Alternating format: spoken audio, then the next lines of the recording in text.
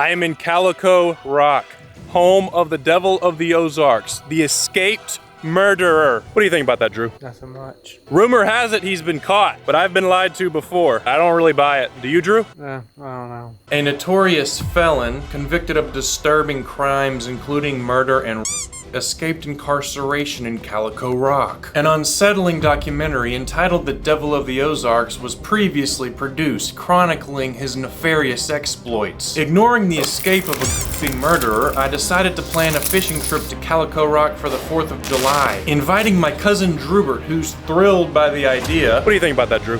Nothing much. I don't know. His girlfriend Jennifer, his brother Noah, our cousin Kyle, and Kyle's companion Hannah. Unbeknownst to me, I would indeed be busted by the Warden, who I will not name for privacy reasons. But his name is David Foray, and his badge number is 199, and he was the 2024 Arkansas Game Warden of the Year. Evidently, he woke up on the 4th of July wondering how he can ruin people's holiday, and he gave me a citation for an act I did not commit, admittedly due to an influx of complaints over the holiday weekend. I believe game wardens shouldn't lie and issue citations to people who haven't violated regulations, even if they are dealing with more complaints than they quote-unquote care to take. Everybody's getting a citation for fishing because we've got more complaints over this holiday weekend than we care to take. So make sure y'all know where you're at. There's signs posted everywhere. F over it, baby. Oh, poor baby. I wanted to be in the Game Fish Commission and get paid good money, but I won't have to do the calls. Oh.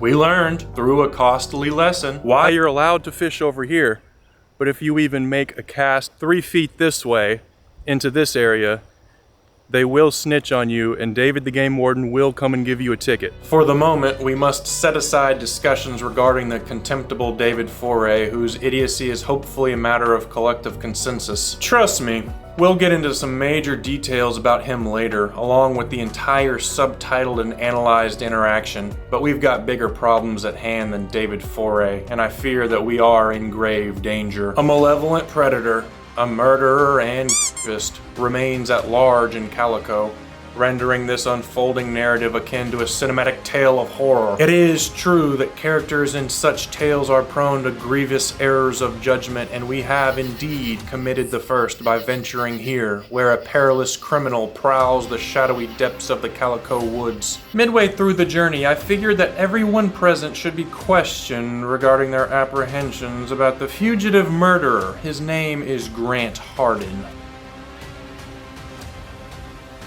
How concerned are you, 1 to 10, of that man? This guy? Yeah. Not too bad. 1 to 10. 1. Well, I can't be concerned now. He's not right in front of me. Like 1 out of 10. 10. 0. Probably like a 5. I don't think he can run. Given that we haven't ever locked the doors, I'm pretty scared. Why? If I can beat up my uncle and my uncle could beat him up, then yeah, I ain't worried about it. Just look at him. You really think he'd beat me in a fight? He's a murderer. And what else? Is he really? Yeah. Oh my gosh. We're gonna die. So if he was at the door right now, you wouldn't care? No. Let him come in here.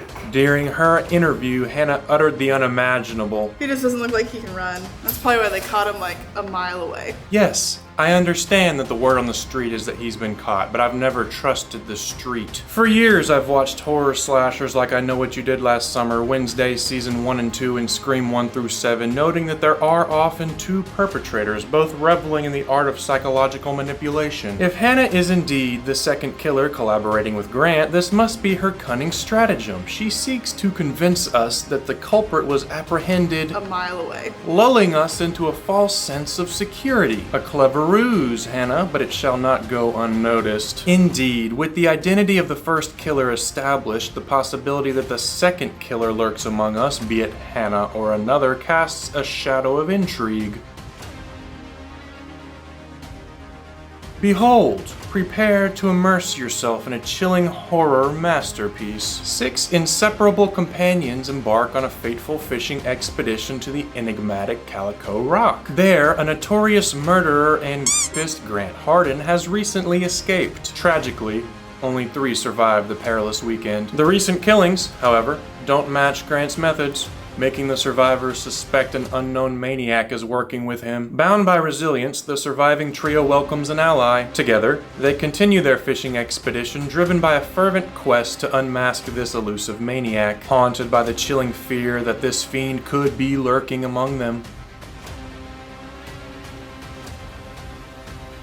Drewbert, being autistic and without a driver's license, is walking to McDonald's. I shall retrieve him there before proceeding to collect his girlfriend from their apartment. How you feeling, Drew? Feeling great. Gonna be hanging out with my bros. You excited about the trip? Yes, sir. Are you ready to hook into some hybrids, some browns, some rainbows, and some cut bows?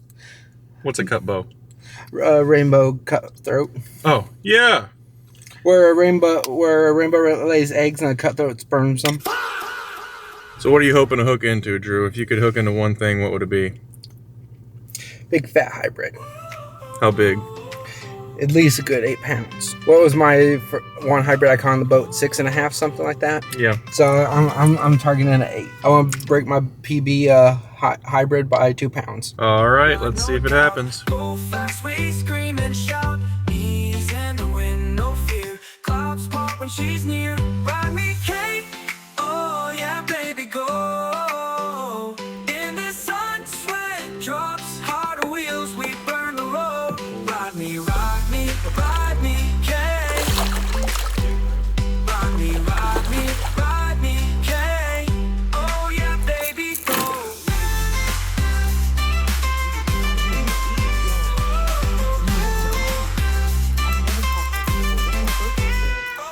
Steve don't matter now.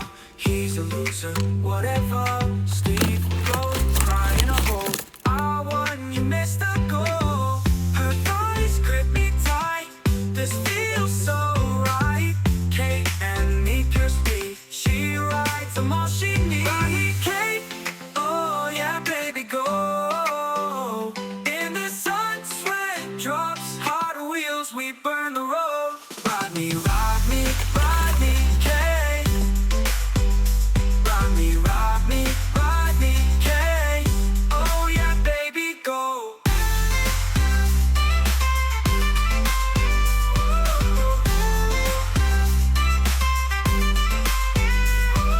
Steve don't matter now. He's a loser, whatever. Steve go cry in a hole. I won, you missed the goal. Her thighs grip me tight.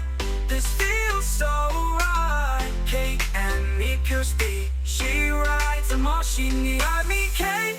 Oh yeah, baby, go. In the sun, sweat drops. Hard wheels, we burn the road. Ride me, ride me, ride me, Kate.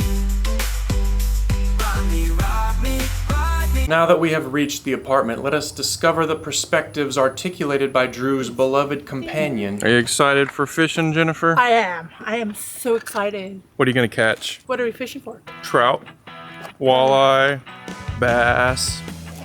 It would be awesome if I get a walleye. Check out my first fish, you guys. Yay. What is it?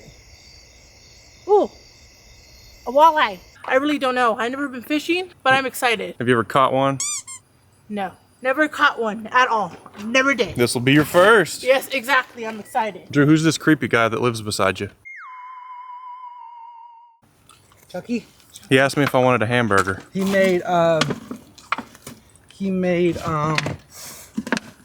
what are those things called? Crispitos. He used to work in an Italian restaurant. Oh. Would you like to see Hannah's fishing pole? Okay, show me.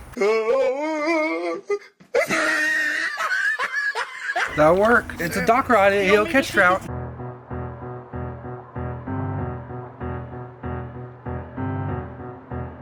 Hey guys, Hi, I Chucky. ate too much. I got a bunch of food here. Awesome, Chucky. He can keep eating. He's gonna be huge. She can't eat all this. He has to.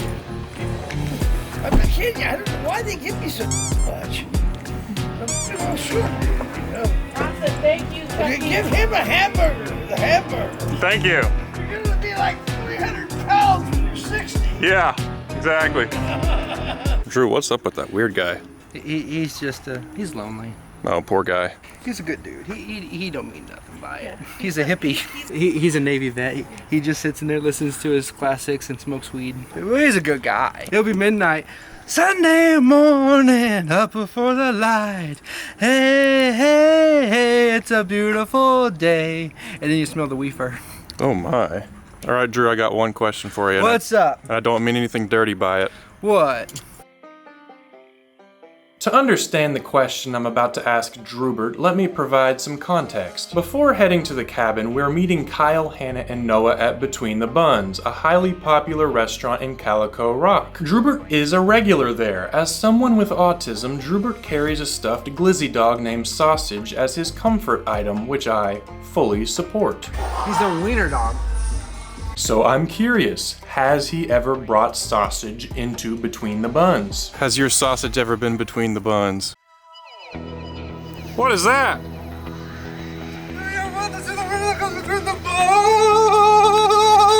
No. Unfortunately, I think Drewbert misconstrued my question. We arrive at Between the Buns and Kyle informs us of something truly horrific. It's a different location. What? There's locations? Yeah, look up. Okay. Just follow us. Okay. Wait, what is this? This is not Between the Buns? I'm confused. Look here, boys. I know Between the Buns when I see him, and this ain't it. I thought you knew where it was. Follow us. He admits he's confused, but still wants us to follow him. Upon our arrival at Between the Buns, we disembark from the vehicle, whereupon Drewbert performs an act so disturbing it defies all expectation. As soon as we arrive at Between the Buns, Drewbert goes in for the French kiss with Jennifer, like a channel cat coming in hot for some chicken liver flavored stink bait. Drew, where are we? We're going to Between the Buns. Between whose buns? Their buns. Drew, what if he's in there? I ask Drewbert about the killer, but he goes in for another kiss, this time not even aiming for the lips. The poor little man goes straight for the mouth to hair action like he's eating at Waffle House. The criminal? Yeah. Yeah, pretty dang stupid. That's a lot of people. What if he's taking our order? Holy cow. He reformed himself. Good for him. We walk between the buns, and there are a lot of people between the buns, perhaps too many to fit between the buns. The new location seems embarrassed by its full name, Between the Buns, so it just goes by BTB on the front as a cover-up. The original building will always be superior, perfectly capturing the restaurant's true essence, plus the artwork is gas. Once we take a seat, Drewbert asks Kyle, You ready to hook into old Shiela? and Drewbert does indeed hook into old Shiela, a baby largemouth bass, if that's what he's calling her. We settle in with our food at Between the Buns. Drew digs into a double bacon cheeseburger. Jennifer chooses an Italian salad. I get a Philly cheesesteak, as does Noah, and Kyle and Hannah both go for the pirate burger. Jennifer, my young goblin, why would you get a salad at a place called Between the Buns? No wonder you were the only one who didn't like your food. My dad always said if you go to a restaurant, get something that matches its name. Restaurant names tell you what to order. Getting a salad at Between the Buns contradicts this concept completely. For example, if you go to eat my catfish, the name is literally commanding you to eat their catfish, not their Cajun balls. At the Buttered Biscuit, get a buttered biscuit. At the Catfish Hole, never mind. Anywho, at Between the Buns, you have tons of options. Just get something, anything, between the buns. We get to the cabin and Drew is definitely feeling the buzz of that double bacon cheeseburger. Feeling good, you know. We got here to the cabin. We're going to go check it out, and then we're going to be, you know, go and check it out the night by. It should be a pretty good night, you know, full of action. Hopefully a couple rainbows. Hopefully some walleye would be nice to fill up the freezer. You know, we never know what's on the platter. Drew, what are your thoughts on the cabin? Nice. While Kyle and Hannah are rigging up for fishing, Drew reveals that he doesn't have a fishing license. Let me download the app and get my license.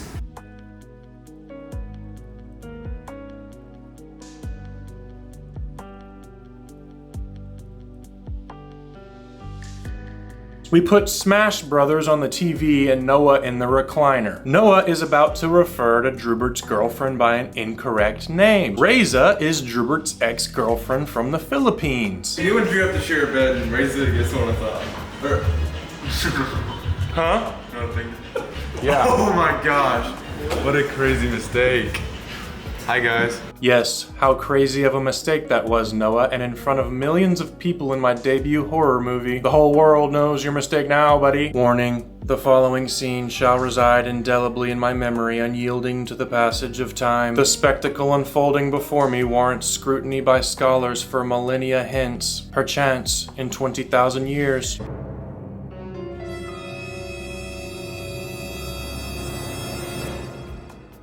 Future generations shall unearth this recording and wince, much as I do now, beholding its peculiarities. While Kyle and Hannah exhibit their Joy-Cons from the couch and Drew tenaciously strives to obtain a fishing license without identification, a pursuit David later informed us as futile,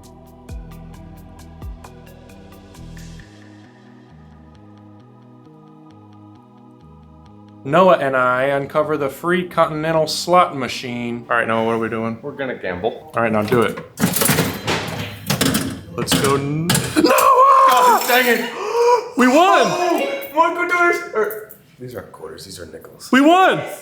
We got, dude, I just made like 1, 2, 3, 4, 5. At least you I 5 tripled my money. It's so good. Even though he didn't win. One freaking nickel, that's what I got. Okay, I'm hooked.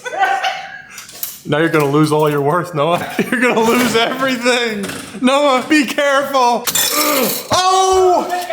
Okay, do we withdraw or do we keep going? We should have withdrawn at that moment, for it marked the final instance of Noah's joy. Thereafter, he lost everything and retreated to mourn in the recliner. Jennifer imparts gambling wisdom so profound it could have sprung from the lips of Socrates. Well, first, when you play and you win, and you've won 5, out of those 5, you keep 3 in your pocket. Her philosophy, 2. And if one of the first one you don't win, but you win on the second one, perchance Aristotelian in its depth, and say you won another 5, has likely single-handedly bankrupt countless casinos. you put 3 in your pocket. Enlightened by this revolutionary gambling advice from Jennifer, And then play with those 2. Noah, do you wish you would have done that? I need more nickels. I don't care. If you're doing big money and you win like $200, Wisdom so groundbreaking it ought not be disclosed in this recording. and then you put 1 in your pocket, and then say like you win like $400 out of that 100, then you put it in your pocket. Noah and Kyle resolve to engage in a one-on-one duel in Super Smash Bros. Noah delivers a spinning low kick to Kyle, who deftly employs balloons to ascend back onto the stage. Kyle activates a shield, and Noah, seemingly unaware of its function, attempts a shoulder tackle, an ill-fated maneuver rendered futile by Kyle's defense. A lamentable display of tactical naivety by Noah. Kyle counters with a neutral air attack. Undeterred, Noah strikes the shield again, only to be met with another neutral air by Kyle. Persisting in his folly, Noah assaults the shield once more before retreating in disarray. For clarity, Noah, striking a shield yields no advantage, my friend. The match concludes with Noah futilely targeting Kyle's shield yet again. This time it might not have been too futile, because Kyle disengages the shield to attempt an aerial grab. This proves to be Kyle's undoing. He lingered in a state of profound dismay for hours thereafter, visibly shaken by the tumultuous events that had transpired. Drew, Jennifer, and I left him to his contemplative reverie and ventured forth to engage in fishing. Before our departure, however, I felt an irresistible compulsion to inquire once more of Drew regarding the enigmatic killer. Drew, are you aware of the name of the man on the loose? Who? Grant Hardin. Grant Hardin, okay, that's his name? How scared are you of the Devil of the Ozarks? No, sorry. Drewbert appears lost in contemplation, and as the object of his reverie remains undisclosed, it casts a faintly suspicious shadow. Meanwhile, Jennifer is capturing photographs of the moon. Perhaps she is transmitting those lunar images to Grant. Either that, or she's a werewolf attempting to wolf out, as Enid says. As I savor the tranquil ambience of the river water babbling over the rocks, enveloped by the warm embrace of an Arkansas summer night, I see the moonlight shimmering on the current. There I spy Drewbert fishing without a license.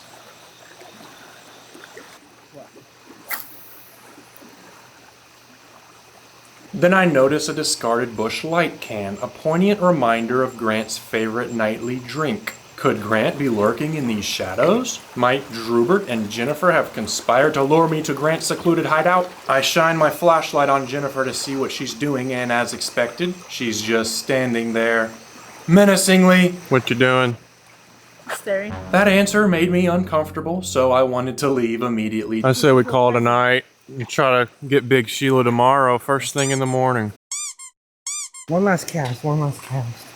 The old fisherman, the one last cast.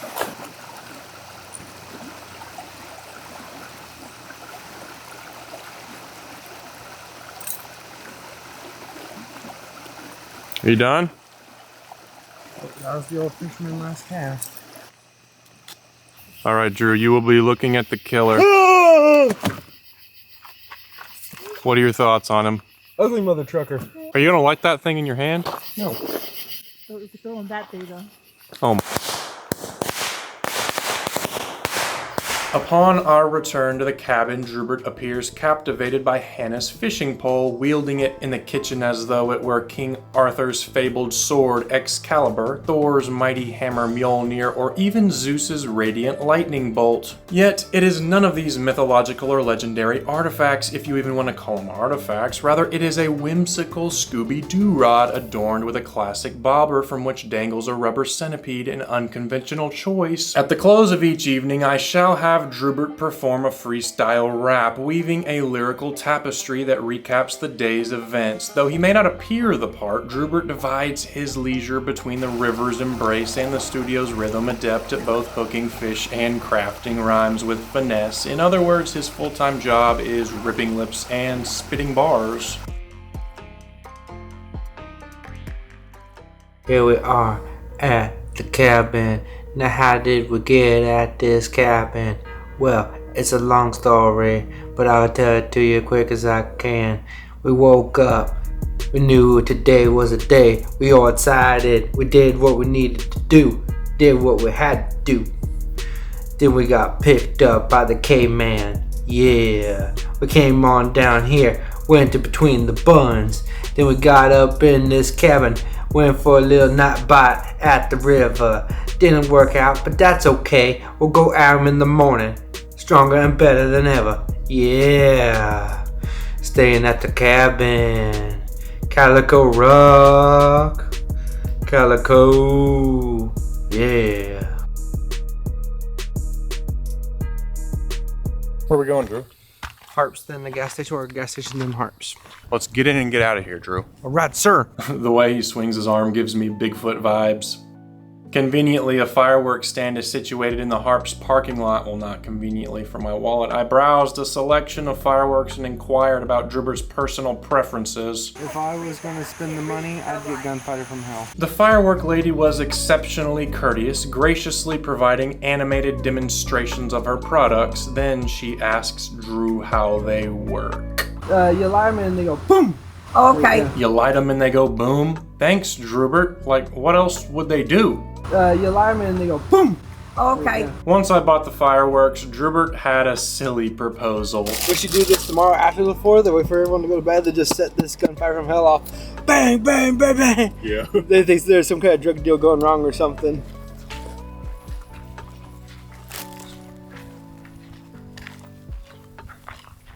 Drew, how are you feeling about our firework haul? Feeling good, feeling good. Big thank you to Cade for picking up some good old fireworks. It's nice they give us a little free goodie bag when you buy this much fireworks. How much did we spend, Drew? I don't know how much you spent. I wasn't paying attention. $197.98.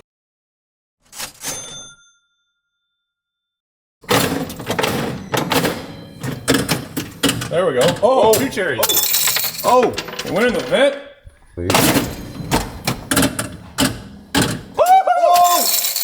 Shoot! Do we pull out now, boys, or we keep going?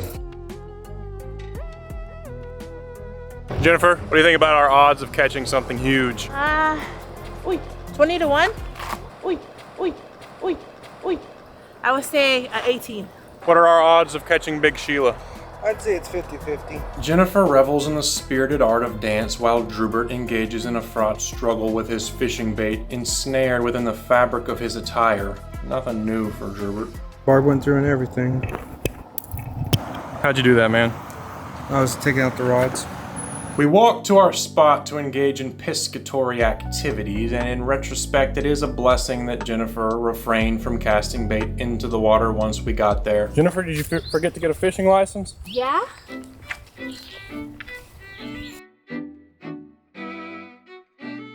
All right, Drew, just got to the fishing spot. How in the world are we feeling? You're feeling great. What do you think about going through in the tall grass? Would you go through that again? Whenever you come across some thorn bushes, babe, just use your foot to press them down. Yeah, because I hardly got thorns in me. Let's catch some big ones. Inspired by the audacious exploits of Trahan, whose belly flop during his 50 States in 50 Days Airbnb Odyssey had left an indelible impression, I proposed a challenge to Drewbert. Drew, you want to make $100? How do I do it? Get a running start and belly flop into the water.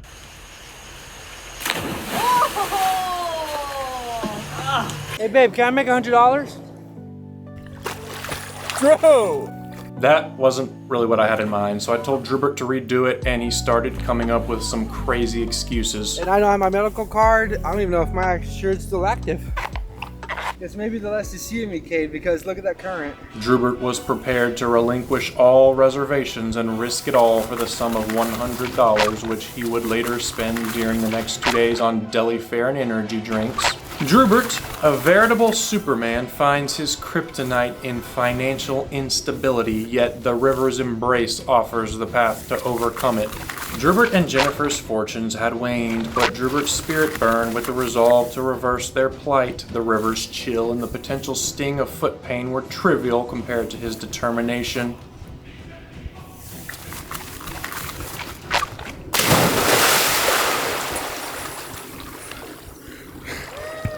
Drew, that was not a belly flop. Oh. I said a belly flop. Oh. You can't do it, Drew? Would you be happy with just me standing in the water and going, would that satisfy you? I mean, you're paying for a belly flop, so tell me what would satisfy you. He asked Jennifer to throw the bucket of water on him, which she took literally, I guess. You think you'd throw it on me, babe?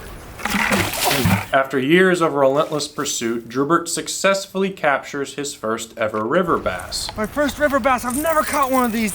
I've been chasing one for years. A triumphant milestone in his angling endeavors. Boom, baby. My first river bass. Come here, baby. Oh, look at you. Sorry. Oh, yeah. Oh, yeah. Yeah. My first river bass. Oh, and she's a beauty of a fish. What do you think about that, Drew? I think I almost lost her. Look at that. I had her right there. Yeah. Oh, yeah. Guess where she going? Where? Grease. Come here, baby. I want you to get on this. She's gonna put her in the shade. Oh! But there's no light without dark, there's no joy without pain, you can't have a rainbow without a little rain. This moment marked the final instance of Drewbert's unbridled happiness and vivacity for the foreseeable future. What was your name? David Foray. Before we get into the interaction, let's meet David Foray. Through a shallow search on Facebook using the name David provided, I located his public profile. It appears that his girlfriend is named Shonda and they met while attending Arkansas State University. While I was diligently gathering funds to cover the cost of a ticket he provided, David was leisurely enjoying time at the beach.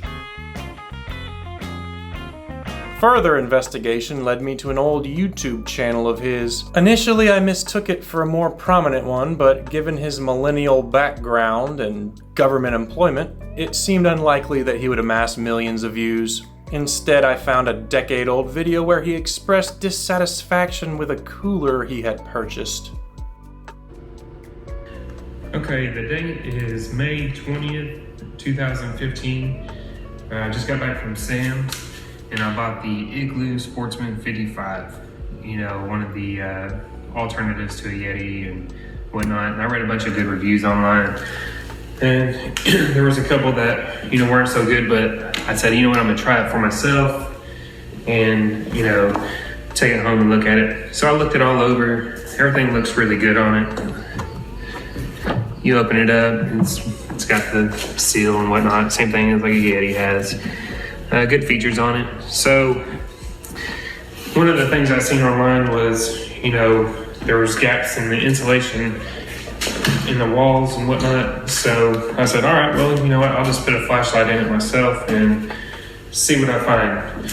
So we got a regular light here. Turn it on. Here we go. So you put the light in there. Shut the lid.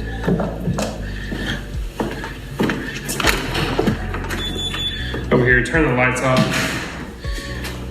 So everything looks good. You can't see any light until you get over here. So this thing's got a huge, no insulation in that. It's fairly good size. I mean,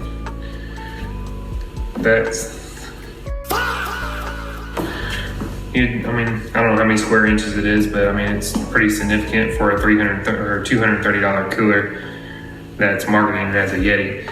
So I called Igloo and they said, oh, just take it back. So my response to that was, so I'm paying for an upscale cooler that you guys make, and the only thing you're gonna give me is drive 45 minutes back and get a new one that may have the same problem. So needless to say, I won't be buying another one of these. I'll be taking it back and getting my money back. So I guess use your own discretion. I would probably save my money and get an actual upscale cooler if I were you. But that's just me. You can choose as you want.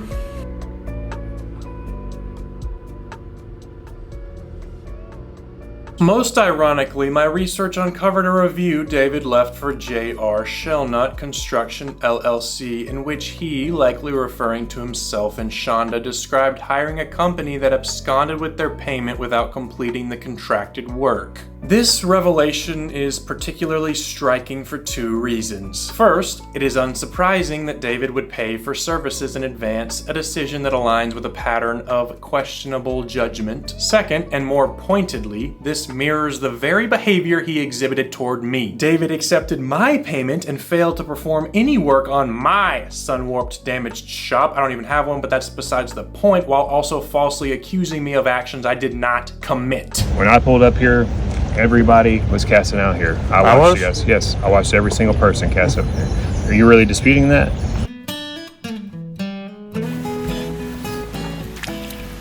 Dry Run Creek, despite its designation as a creek, is not a natural watercourse, but rather a man-made rivulet situated adjacent to a fish hatchery holding large stocked trout. Access to fishing in this waterway is restricted to individuals aged 15 and under, or those with mobility impairments. I have been intimately acquainted with these regulations since childhood, and Dad frequently took me fishing there growing up. The use of single barbless hooks is mandated, and fishing is permitted only until sunset. I consider myself an authority on the nuances of this forbidden creek.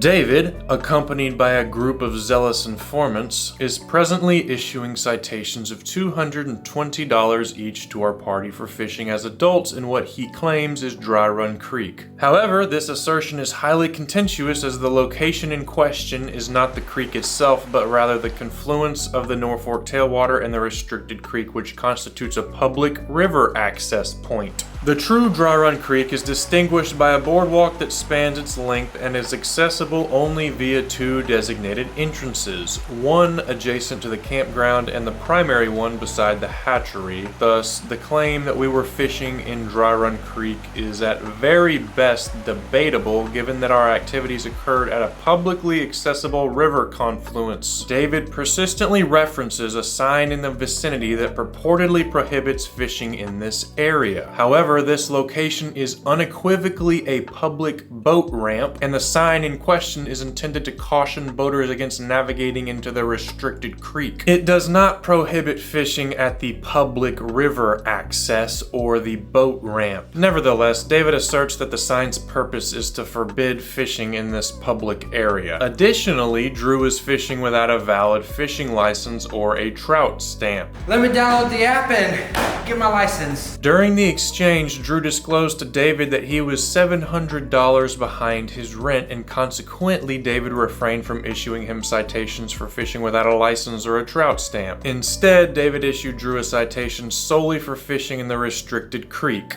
In contrast, Kyle, Hannah, and I all possess the requisite documentation, having each acquired a resident fisheries conservation license valid for 1 year and a resident trout permit also valid for the full year. Despite our compliance, we received the same penalty as Drewbert. While I harbor no desire for Drewbert to receive additional citations, the fact that Kyle, Hannah, and I, all duly licensed, were penalized identically to Drewbert, who lacked any documentation whatsoever, speaks volumes about the inequity of David's enforcement, in my personal opinion. Actually, not even my opinion, it's just a fact.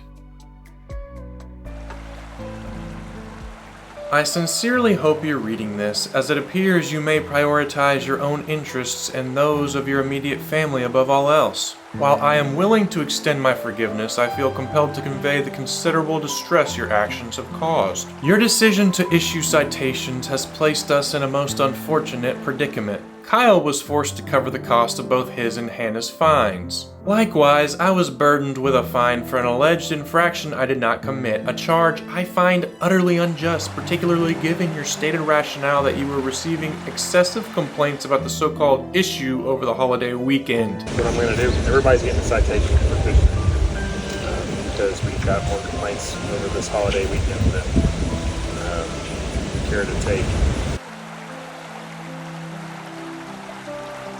If responding to inquiries is an inconvenience, perhaps the role of a game warden is ill-suited to your temperament. The essence of your profession demands engagement with the public, not avoidance of it. Should you desire a less demanding occupation, a position at a retail establishment such as Kmart might offer a comparable compensation without the responsibilities of public service, which you seem to regard with disdain. Being cited for fishing in a creek when I was clearly fishing in the river, and seeing my 3 companions identically fined while standing on a public river access and boat ramp defies reason and erodes any respect I might have had for you. Each time I reflect on this incident or review the footage, I am overcome with a surge of emotion, both sorrow and anger. Sorrow, because there are individuals vested with authority who lack compassion and competence in equal measure, such as you. Anger, because despite possessing a valid fishing license and trout stamp and adhering to all regulations, I was still penalized. It feels as though I'm trapped in an unwinnable game, where even strict compliance results in accusations of wrongdoing. Should I embark on another fishing excursion, it seems prudent to set aside funds specifically for what I can only describe as the Game Warden Fund. Although I don't plan on breaking any laws, you will do your best to find something. It is disheartening that young people are criticized for their attachment to digital platforms like Fortnite. We are attached to it, but it is disheartening that we're criticized for that. Yet when we venture outdoors, we are met with such unjust repercussions. Furthermore, your assertion that you observed us casting into the restricted area, lying in wait to issue citations, is patently false. I watched every single person cast up there. Are you really disputing that? I never cast into the creek, and I challenge you to produce the body camera footage to substantiate your accusations. In closing, I present the full footage of our interaction, which I have in my possession so that others may witness the events as they transpired. I trust it will speak for itself.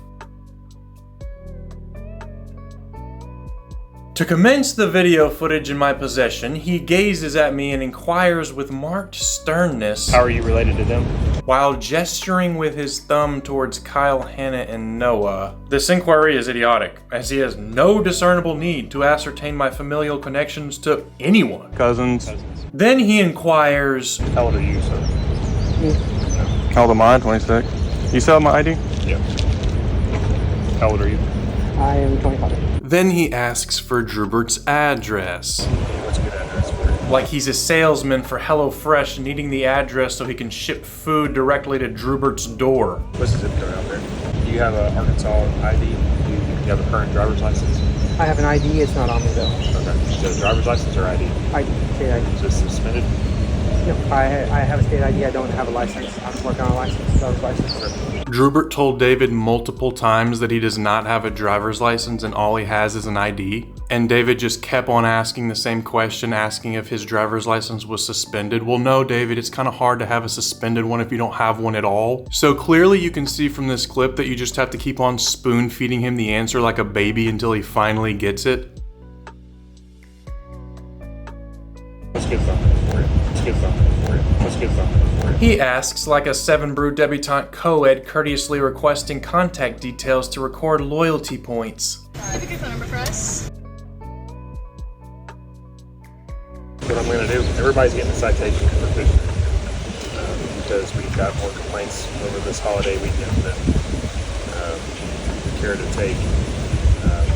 So make sure y'all know where you're at. Signs posted everywhere. If I didn't know any better, David, I would say you're literally asking for complaints and putting your phone number on the sign, so it's puzzling to me as to why you're confused why you're getting so many complaints. And now you're complaining about getting these complaints after taking a job where your phone number is on a sign asking for complaints. I'm giving you warnings for your fishing license stuff. You said you're behind on rent and all that. I'm not going to throw the book at you. Just pile 3 tickets. Okay? I appreciate it. But you do need your fishing license and drop permit if you're going to be out here, okay? Yeah, but when we go back, I'll make sure to get that. Court dates are going to be August 7th at 9 o'clock in Mountain Home District Court. Y'all can pay it over the phone like a speeding ticket, or you need to be in court that day, okay? How much is it? We don't set the fine, the judge does.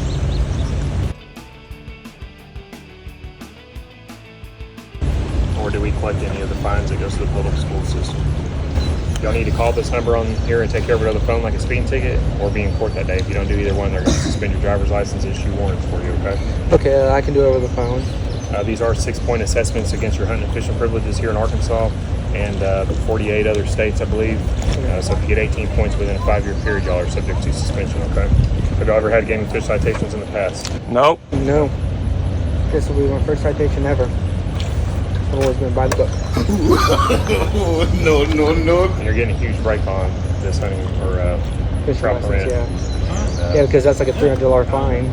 Well, it's $440. See how he instantly knows that one's $440? He's just playing dumb and answering the questions he wants to. If he doesn't feel like answering it, he's just not going to be honest. Like I said, I'm not here to throw the book at you guys, but we do have to address complaints that we received. What's your middle initial? That address one more time. He even said I love busting people. I mean, I feel like I was fishing right here. I guess you're just not allowed to fish right here, which, I mean, I never do anyway. Do I need to surrender the fish? Do we need to surrender the fish? That fish is dead, I would assume. It's funny that Drewbert earlier said, You get stopped, that's your fish. planning ahead about what to do in order to keep the fish he caught without a fishing license should the unlikely event happen that a game warden shows up. And now that one actually does, he's dramatically offering to surrender the dead fish like he's General Custer at Little Big Horn, surrounded, outnumbered, and waving the white flag. Do I need to surrender the fish? Do we need to surrender the fish? Should we surrender the fish? My guy, this isn't Custer's last stand. This is your copies. This one with the court date. This is what you need to take care of. That's going to be for fishing and driver and free. The one that says time to on it is for your fishing license and trout permit, okay? If you were to get all 3 of these, you're suspended here in Arkansas, okay? So I just want you to know that 3 violations consistent with 18, you're suspended. Close to $770. Oh, there it is again. He knows an exact number of another fine, but he doesn't know the one I asked him about. So it's probably best just to go see the judge so my mom can take me. I've always found it, like, when I've been told from my cousin who gets them all the time on my dad's side. He's always gone to court and she usually gives him a break. We don't have to go to court? You don't have to. You can just pay it over the phone like a speeding ticket. All right, You just need to do one or the other. Otherwise, you're going to suspend your driver's license, issue warrants. Yeah, I ain't going to court if I don't have to. Especially in Mountain Home. Oh yeah, that's just so funny. It's just so funny, isn't it, that I'm not going to be able to make my court date because I actually have a regular job that's 3 hours from here. I mean, if you could be in the area, it'd be better because, you know, sometimes they'll just give you a slap on the wrist and let you go. What's a good phone number for you?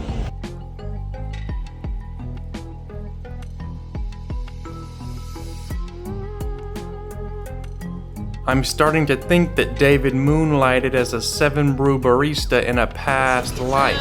Hello. Have a good phone number for us. And what can I get you? I can't believe he didn't just hand me the iPad and tell me to tap my card because it's gonna ask me a quick question. You're good. Can I ask this question? We all know what the question is, just say it. You know that spot that me and the family have been fishing for years? Yeah, it turns out they've zoned it as 15 and under. It's been like that since the 80s, since I've been here. It just happened. So. I think the most frustrating thing to me is that he knew that no one thought they were breaking the law. I have been fishing down here for 10 or more years, and game wardens have come down and have never said anything about casting into the creek when you're standing on the public river access. It might technically be illegal, but it's like jaywalking, and you're just gonna come down here and bust some kids for something this trivial. And on top of that, he was lying about what I was doing, and I actually have proof that I was not fishing in the creek when he pulled up. I watched every single person cast up here. Again, I have been fishing in this spot for 10 or more years, and I have seen people fishing all the way up into that creek, not just sitting where we were casting into the creek. I've literally seen people walk up into the creek, and game wardens came down there and never said a word. So it's just completely inconsistent. And that's one of the most frustrating parts about this entire situation, other than the fact that he lied to me. But as long as we're fishing in this current, we're good? Yes, sir. All right. So basically you can't even fish on that dock then, or on the boat ramp. Well, I'm not going to say nothing until you guys stop out. Whenever I pull up, you guys are all... No, I mean, the furthest I went was like right here, maybe. Yeah, see the sign right here? Yeah.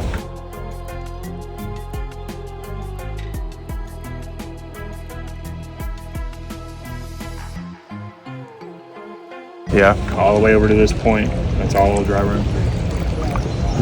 No, what I'm saying, so on that dock, so can you like fish like straight? I guess if your lure's all the way out in the main river. So you can't even, like basically, essentially you can't even fish on that dock, or not the dock. There's a sign there explains all the rules to you. This is the mouth of Dry Run Creek. All right. And here is the proof that he has no idea what he's talking about. He says, "Is this your pole over here?" Do you have your pole? Is this your pole over here? No. What's your pole? When we all saw the game warden, we dropped our poles where we were fishing at the moment and walked over to him. So where your pole is sitting is where you were fishing when he pulled up. It's pretty simple. He assumed my pole was on the creek side, and he goes, "Is this your pole?" Do you have your pole? Is this your pole over here? No.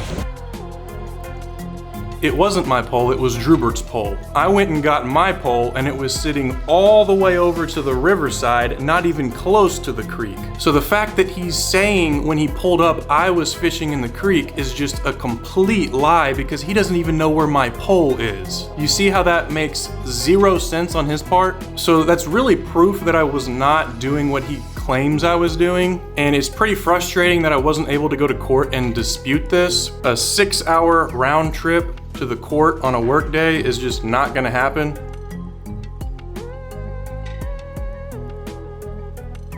Is this your pole over here? No. What's your pole?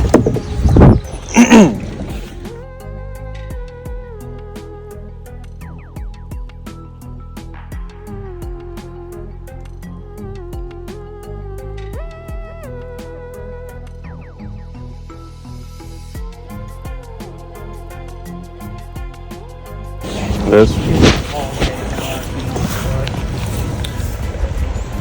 Yes, to see, and also in Dry Run Creek, if you were to be legally fishing here. Then he starts trying to give us a little lesson on, if you were to be fishing in this creek legally, you gotta have this. And then I'm like, yeah, I know, it's single barbless hooks. And then he's like, well, no, it's not. It's barbless hooks and single pointed only, okay? I'm like, that's literally what I just said. And then you said, well, no, it's blah, blah, blah. Yeah, I know, single barbless hooks. Well, it's not barbless. You gotta have barbless hooks and single point only, okay? Obviously, I'm not gonna sit here and rake you guys over their cold, but that is the rules as well. Thank you. Mr. Rand, this is your copy. Your court date's the same as his, what I explained to you earlier, and so is the points, okay? What was your name? David Foray. $230 cooler that's marketed as a Yeti. So I called Igloo, and they said, oh, just take it back. So my response to that was, so I'm paying for an upscale cooler that you guys make, and the only thing you're gonna give me is drive 45 minutes back and get a new one that may have the same problem. So needless to say, I won't be buying another one of these. I'll be taking it back and getting my money back. Hey yo David, heard you won Game Warden of the Year. Good for you. Too bad they don't give out awards for biggest sissy in the house, married to a man. David Foray. Alright. Y'all have any questions for me? Okay, I'm gonna go, Mom. I love you, bye. I fish a lot in this current, so you said the current's fine then, but just not If you're fishing right out here. in the main river, I'm not splitting hairs with you guys. The fact that he says I'm not splitting hairs with y'all is pretty funny because he's literally doing the definition of splitting hairs. This right here is all Dry Run Creek. Fish out in the river. I mean, So that where this current starts? yeah, all this where you see it's moving and where you see it don't, that's Dry Run Creek. Okay. The backside of the parking lot counts as Dry Run Creek too? No, that is Norfork River. Okay. This. So we gotta be all on the way up to backside of the fish parking lot, hatchery or we is- gotta be is right Dry here Run fishing Creek. that. When I pulled up here, everybody was casting out here. I watched you guys. Yes, I watched every single person cast up here. Are you really disputing that?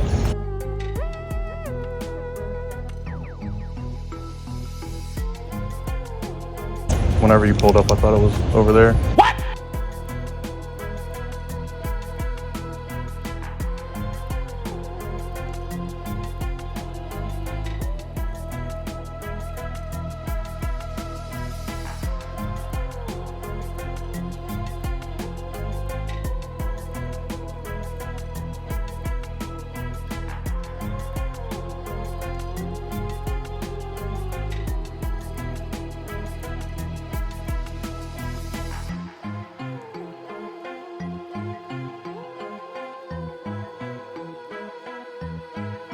David Foray, 2025 Game Warden of the Year. His claim to fame? He busts people whether they're doing anything wrong or not.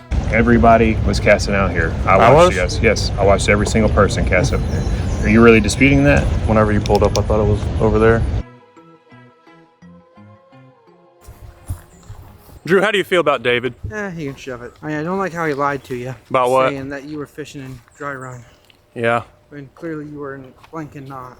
And I watched you guys, yeah, uh-huh. I watched every single person cast up here. He watched everyone cast up in there, but doesn't even know where my pole is when I dropped it. Is this your pole over here?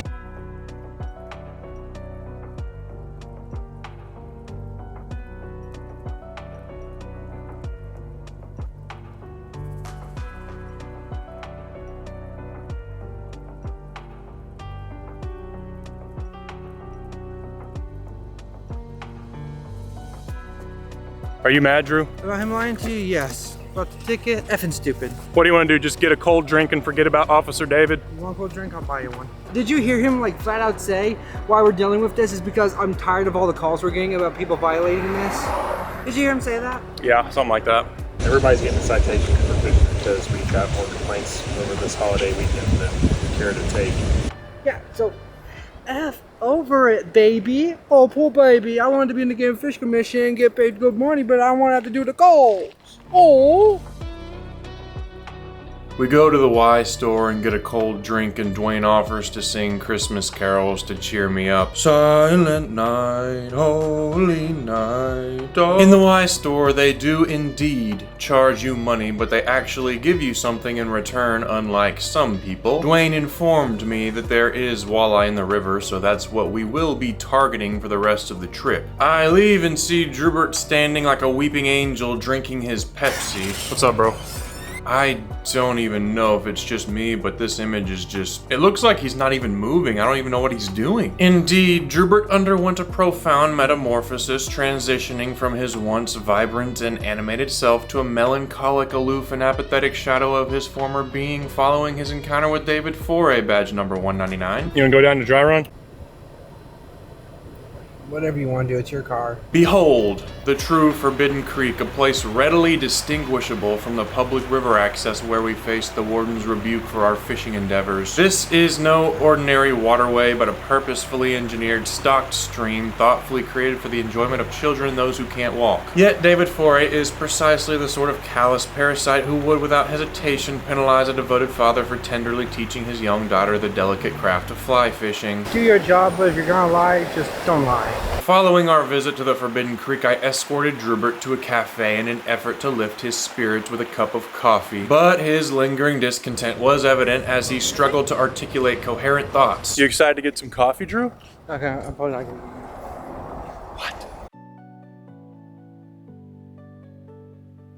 Upon returning to the cabin, Drewbert, no longer elated from his fishing triumph, now claims that the prized fish is unfit for consumption, citing the presence of illusory worms he believes he has observed. Hey, this fish is unfit for consumption. Why?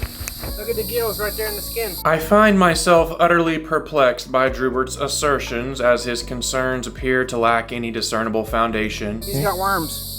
Where? He's got a worm there in the skin plate. See it? Let me see. Right there. See him? I don't see the worm, Drew. Isn't that a worm right there? I don't think so. You don't see that's a worm? No. He's got the same thing over on the other side. See right there? Where? This one's a little bit bigger. Where? Right there. Next to my fingernail. I don't think that's anything to be worried about, Drew. Okay, let's clean him. This guy's starting to stink. We gotta clean him. We encountered Kyle and Hannah at their chosen fishing spot, where they were regrettably experiencing little success. I don't think so. Undeterred, we resolved to seek a more promising location in pursuit of a walleye. En route, we paused at the Y store, where I got a gift for Drewbert, hoping that should he indeed harbor malevolent intentions, aka if he's the killer, this token might dissuade him from any nefarious actions against me. Ooh, thank you. You like them? Yes. I want to see you eat them, Drew. I'll eat them. Eat those SpaghettiOs. We are gonna go get the sunset bite. Are we gonna rip some lips? That's the plan. Are we gonna catch Big Shiela? Hopefully. Let's do it.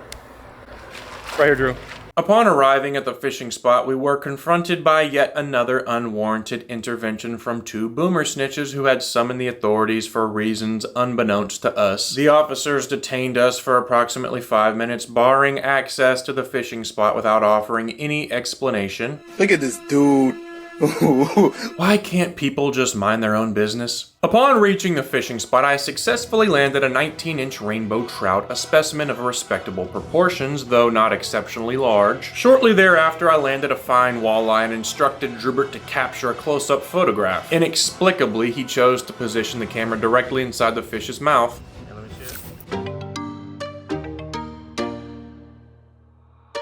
I was at a party last night, sipping on a drink till the vibe felt right.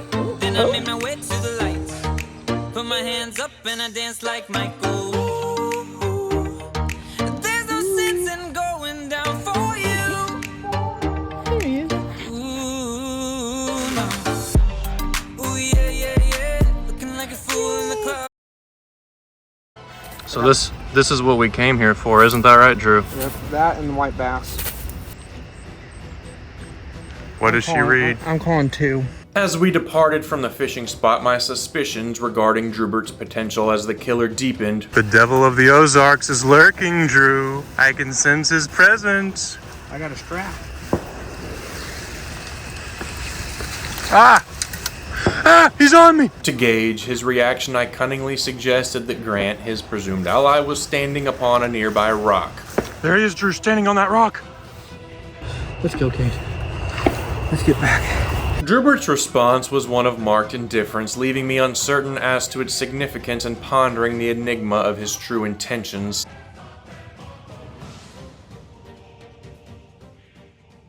Is this safe, Kyle? Yeah. Yo, take a bite out of Cade's marshmallow, quick.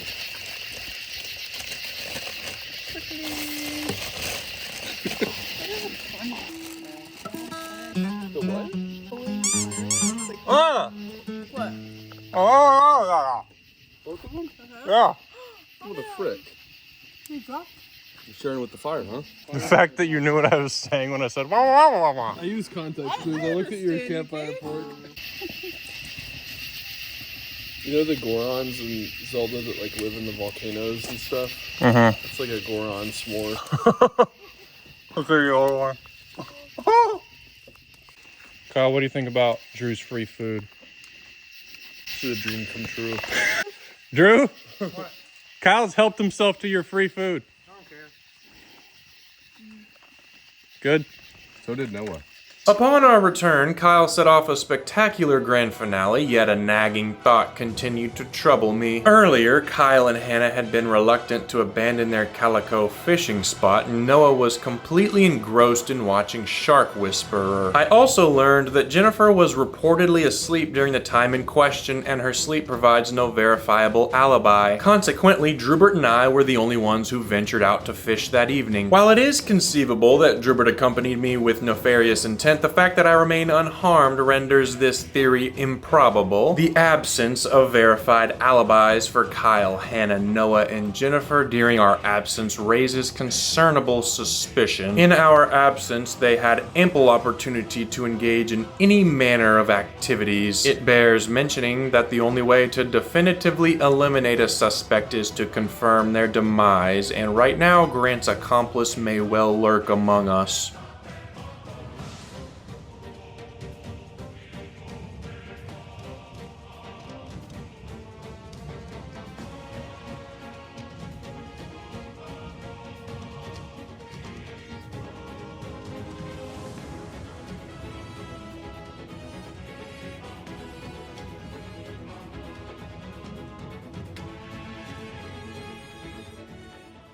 Got up in the morning, went down to the hops, got some stuff, went across the highway to the firework stand, picked up some fireworks, got the grand finale, gunfighters from hell, went on back, ate some breakfast the Kai man made.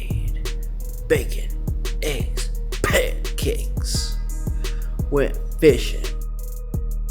Snitches, decide to snitch. David, your little game warden po-po ho, giving us tickets. Sad little man in the game warden vest. But that's all good, cause you know what? We came back and caught more and better fish. Yeah. After Drew's nightly freestyle, we get into the hot tub, and remember, hot tubs are for coffee and contemplation. Decisions.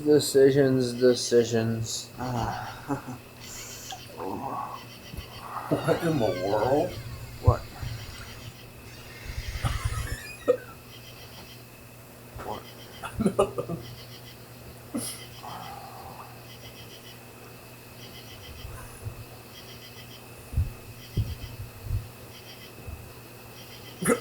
What? Nothing. I'm not playing with myself. Your boobs are hanging out of the hot tub water.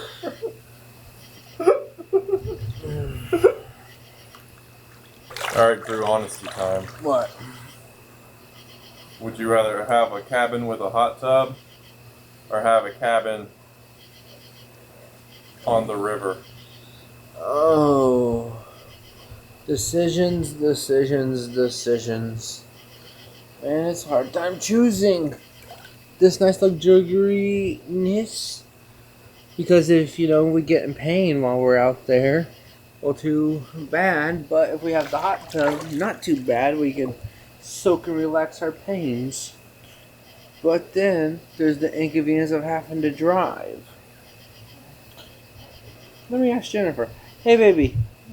Would you rather have a hot tub, but yet have to drive to the river, or have no hot tub and be able to walk right over to the river? Drew, did I ask Jennifer? Okay, well, I'll give you my opinion. Yeah. My opinion, hot tub. You don't mind the drive? I mean, well, honestly, I can't speak. Because I ain't the one shoveling out gas money to get down to the river. You look like Gandalf. You shall not pass! Wrong guy. I meant Ganondorf. That rode on the pig? Yeah. Why split his bloody elf head open? See if it's smoking in. Following Drewbert's utterance of an enigmatic phrase that eluded my comprehension, he began expounding on his desire to claim Grant's $20,000 bounty, which he curiously termed verbatim prize money. Like, we catch that guy and then book this place for like 2 months. Satan of the Ozarks or something, and what is his name? That's not coming around here. We need that prize money. Us cousins will definitely put it to use. Seized by the brilliance of this notion, I project a resonant call in the shadowed woods, endeavoring to lure Grant from his concealment. Come here, Grant, I see you right now! Norfork Cafe. The decision to dine at Norfork Cafe is a pragmatic one, given its singular status as the only breakfast establishment within a 100-mile radius. It is one of those establishments that raises its prices with regularity, as it is too frugal to commission an updated menu, opting instead to strike out outdated prices and institute arbitrarily elevated ones. The owner, Dave, said that our party of 6 would have to split up, with 4 at one table and 2 at the other, because he didn't have 2 square tables available to push together. When I asked if he could simply move a square table and a round table together, he got angry, turned abruptly, moved the tables, and then stormed off without saying another word to us for the rest of our visit. And it was a long visit, as our food took over an hour to arrive. We had ample time to observe the taxidermy in the diner, but I could have done without Dave's temper tantrum. It resembles that of a 9-year-old girl upset because her parents wouldn't let her buy Fortnite V-Bucks. His outburst made us all uncomfortable, especially since it came from an older man, not a child.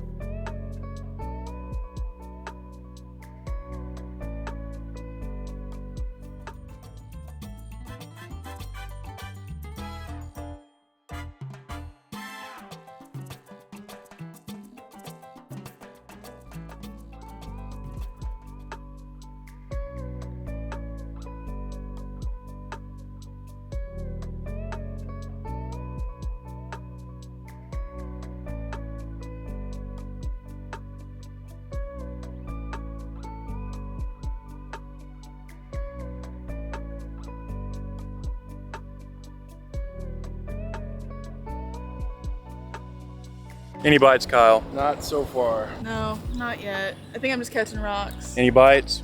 Oh, ooh, maybe?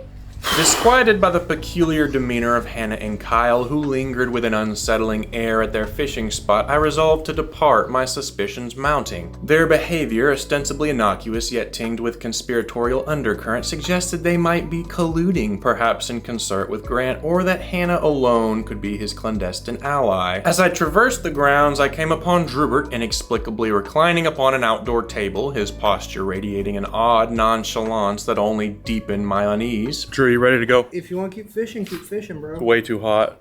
It is. I agree. Yeah. How was the fishing though? For the moment.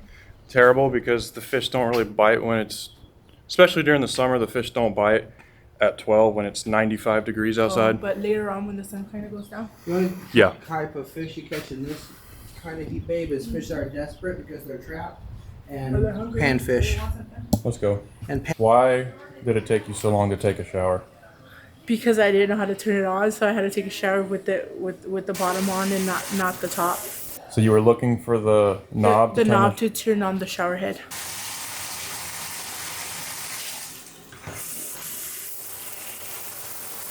For how long? Be like 15, almost 20 minutes. Upon our return to the cabin, we learned that our grandmother, enticed by rumors of a slot machine's presence, had hastened to join us with remarkable alacrity. And then pull this. Yeah. Oh, 2 cherries. That's even more. I didn't know I was such a lucky person. This fleeting moment captures our grandmother's final smile, for, having squandered her fortune at the slot machine, she was compelled to relinquish her home to foreclosure and depart by bus, her financial ruin leaving her with no other recourse. Should we do the walleye first or the bass first? I'm thinking walleye. Get the good, delicious nuggies out first. Walleye first. We'll have to use the spoon and just let the grease grain off. Yeah. Did you hear what he just said? Let the grease grain off. Did you hear that? He said, let the grease grain off. We got on camera. Drew, what do you think about that? English is hard. Unironically. Determined to probe the undercurrents of unease, I inquired of Kyle, Jennifer, and Noah the extent to which the specter of Grant instilled fear within them. Their responses poised to unravel the tangled web of suspicion enveloping our company. On a scale of 1 to 10, how concerned are you about him? Not at all. 0? Yep. Why? Because I fear no man. That smile, imbued with an unsettling artifice, struck me as sus, underscoring the imperative to heed nonverbal cues alongside spoken words in our unraveling enigma. Jennifer has something very interesting to say for her answer. How concerned are you about the devil of the Ozarks? Well, I'm not scared now because it's not in front of me. But if it's me and I felt threatened, it would have more adrenaline would come in. What if I told you he was lurking in the woods in our backyard? So if he was looking at the words in the backyard, of course I'm gonna be a little scared. But if it's gonna be me or him, I come first. So I will like adrenalize and I would something would happen to him. That guy? Yeah. I'm not too concerned. He's overweight as all get out. He weighs 257 pounds. He's only 6 foot. He's probably like this. Dude, I'm like 285. I'm talking about that. Yeah, but you're like fully muscle. That guy's fat. I'm talking about this. Yeah, that dude. He's fat. He's old. He's got a gray beard going.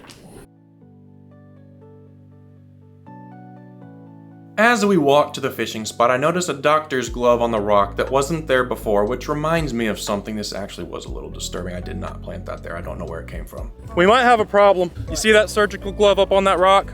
Drug related. No. Grant was a doctor. Yeah, he was caught. Let's go.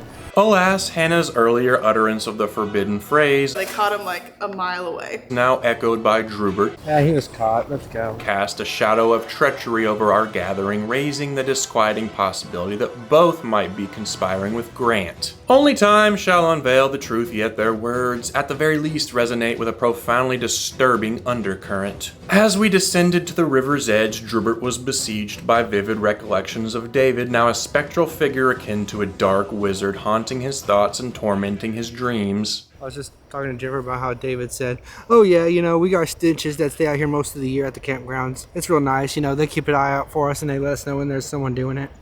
What do you think about that, man? Ridiculous. Like you ain't got nothing better to do, you waste a sperm. Outside of that statement, I'm not even sure how to take that, to be honest. Noah caught his PB white bass, which is not saying much, and is currently unhooking it. Yeah, exactly. I need the freaking pliers. That's nice though. Throw them in the cooler. Go. That reaction time was cat-like. Wait till you see the. No, no, no, no.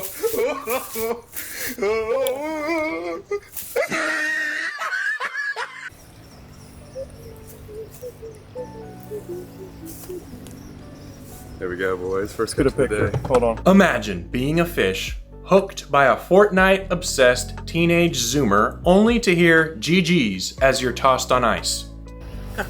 GG's. What a way to go. It was right there, and it just comes from the depths and just comes up and tattoos that bait, and he sets the hook perfectly. Noah's white bass, a modest 1.41 pounds, marked a personal triumph, yet Drewbert, embittered by David the Game Warden and his boomer snitches, mocked Noah's apparent ineptitude for failing to seize the fish while his thumb surreptitiously obstructs the mouth. Just grab him. You can get your fingers in. Just stick your finger down in there and get him. I can't. You're just measure it.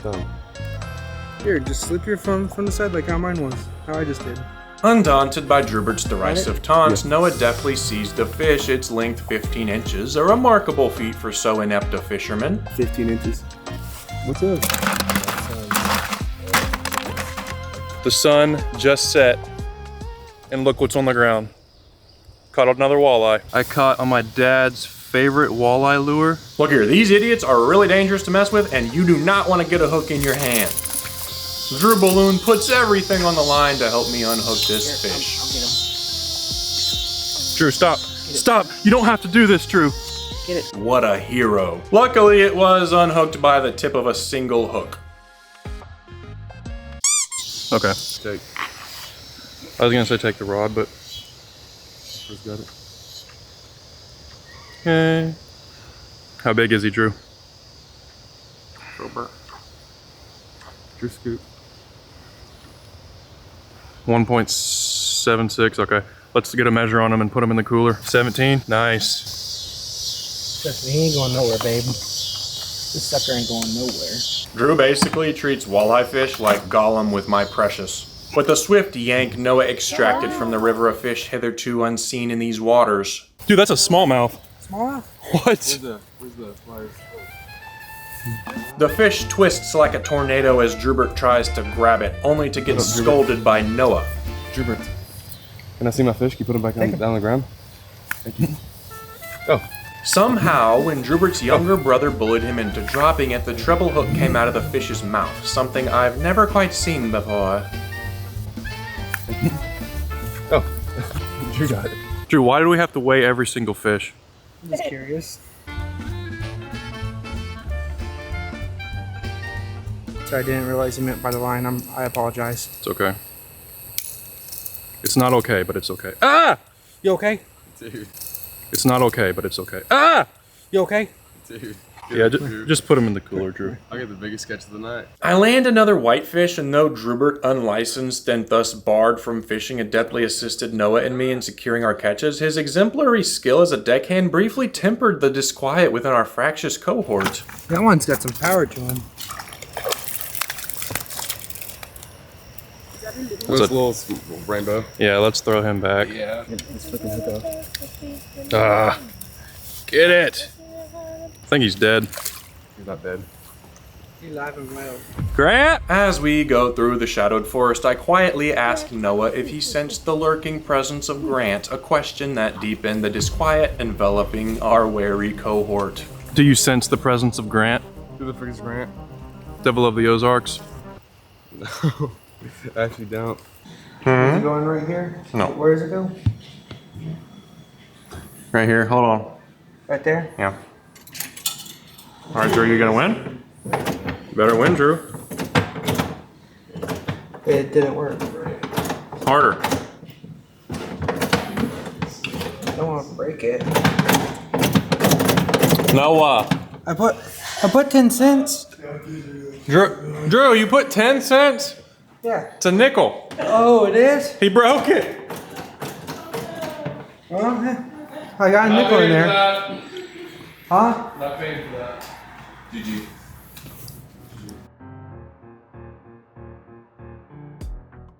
When you wake up in the morning, it be time to go to the Norfork Cafe. Get on down there, come on in. Stand there for 30 minutes when other people be walking on right on past you sitting down at tables.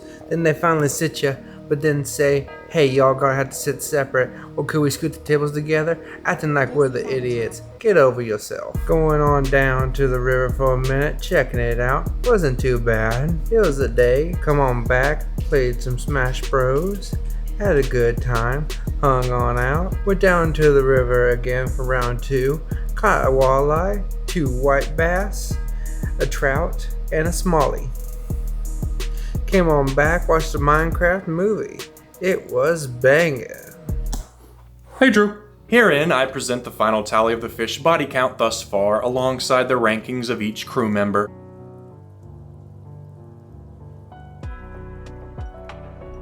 Jennifer alongside Hannah occupies the lowest rank, both having secured no fish in this contest. However, the validity of Jennifer's inclusion in this tally remains dubious as she did not participate in the endeavor. Nonetheless, with an equal count of fish, they stand tied in this reckoning, yet with updated information, I must give Jennifer the win over Hannah, for she would later extract a delicious walleye from the depths of the dark forest. Thus, Drewbert's prescient forecast that Hannah would finish last proved correct. 2 pounds, guys. 2 pounds. But it's awesome opportunity today. I feel so glad. But yes, I got my first fish, you guys. Yay! What is it? Securing the 4th rank, Drewbert claims a single largemouth bass illegally caught, this fish notably his first river bass after apparent years of pursuit. My first river bass, I've never caught one of these. I've been chasing one for years. Was captured with full awareness of its illegality. In a moment of caution, Drewbert declared, You get stopped, that's your fish. When authorities did indeed intervene, Drewbert turned to his arch nemesis, the 2025 Arkansas Game Warden of the Year, inquiring, Do I need to surrender the fish? Do you need to surrender the fish? That fish is dead, I would assume. Later, Drewbert deemed the fish unfit for consumption, suspecting it was infested with worms, yet proceeded to partake of its meat. Nonetheless, immunity, Drewbert would later secure a juvenile whitefish, yet his modest catch proved insufficient to elevate him above Kyle and Noah in the rankings. Securing the 2nd rank in a tie, Kyle distinguished himself with the capture of 3 rainbow trout. Sharing this position, Noah amassed a diverse haul of 1 rainbow trout, 1 whitefish, and 1 smallmouth bass. Noah had said that he held the tiebreaker, citing the superior size and variety of his catches. He argued that this variety pack surpassed Kyle's trio, which he disparaged as the same fish thrice over. In conclusion, here are the rankings. Coming in at number 6, Hannah, who fished and caught nothing. Number 5, Jennifer, who didn't even fish, but would later catch a walleye, so she beats Hannah. Yes, I got my first fish, you guys, yay! What is it? Number 4, Drewbert, who would catch an illegal largemouth bass and later catch a whitefish. Number 3, Kyle, who had 3 rainbow trout, or the same fish thrice over as Noah had called it. Number 2, Noah, who had 1 whitefish, 1 rainbow, and 1 smallmouth, a variety pack that most fishermen never get. In first place, it's me, who had 1 walleye, another walleye, a rainbow and a whitefish, and then another walleye, and then another whitefish. I mean, I guess either God's smiling on me or I'm just casting in the right spot over and over and over. Hannah gets the A for effort award, as she did indeed give a lot of effort. Jennifer gets the doing nothing better than anyone else award because she didn't even care to fish in the first part of this video. Drewbert gets the Game Warden Elusiveness Award because he indeed broke 3 laws at once and only got 1 ticket. Kyle gets the same fish thrice over award because he indeed caught the same fish thrice over. Noah gets the cat-like trash can award because his reflexes were sarcastically cat-like, and he is a trash can because he caught 3 super tiny fish and didn't bother catching the big ones. He also gets the Arrogant Award because he was extremely arrogant about his 3 small, tiny, little baby fish that were born last week. And I get the Best Fisherman Award because I was objectively the best fisherman, catching the most walleye and the most fish, period, and they were all way bigger than Noah's because he's a trash can, and I was just the best, and I get the best award. And then the Elusive Award goes to Big Shiela, who remained elusive throughout the trip, contrary to Drew's beliefs at Between the Buns. You ready to hook into old Shiela? As Drewbert ignited the final fireworks of the trip, Kyle, Noah, and Hannah had already succumbed to slumber. Unbeknownst to us, Kyle, Hannah, and Noah would not awaken here on this planet the following morning. Instead, they found themselves in the realm of the departed, a place devoid of labor, planning, knowledge, or wisdom. Perhaps their demise was linked to their early retirement that night, for Jennifer, Drew, and I emerged as the sole survivors of that fateful weekend.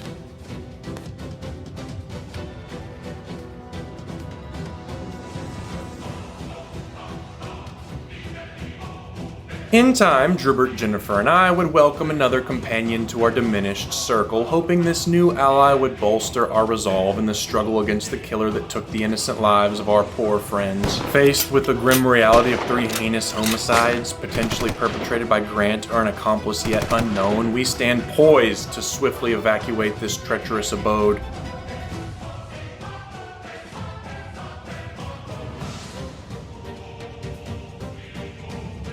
Given that we haven't ever locked the doors, I'm pretty scared. 1 to 10. 10. Hello. Do you want to play a game?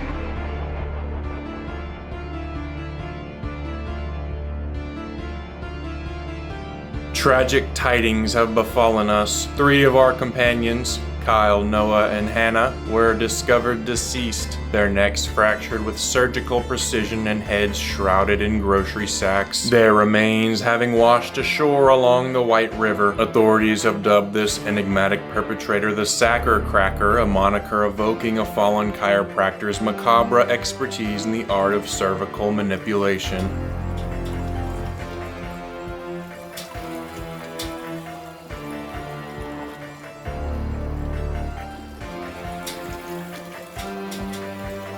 The uniformity of their executions, each victim dispatched in identical fashion, serves as irrefutable testament to a singular handiwork, while forensic scrutiny of the cadavers has yielded DNA traces irrevocably linking the assailant to Grant. Investigators now surmise that these two malefactors prowl at large, conspiring to thwart the inexorable march of justice, all for the perverse thrill of their depraved diversions. Though we mourn the loss of three dear friends who now reside in the realm of the departed, their absence shall not deter us from our cherished pursuit of fishing. Walleye? Walleye? Yeah, boy! Yeah, boy! Shh, Drew, shut up. To this end, I have invited my esteemed companion, Tyler, a distinguished YouTuber whose channel commands an impressive following of like 300 and something subscribers. We have relocated to a new cabin to continue our angling expedition and have informed Drew of the recent passing of our dear cousins. Kyle. Kyle. No. 1 to 10, how concerned are you about him? Avenge you, cousin! 0? Yep. Why, oh Lord.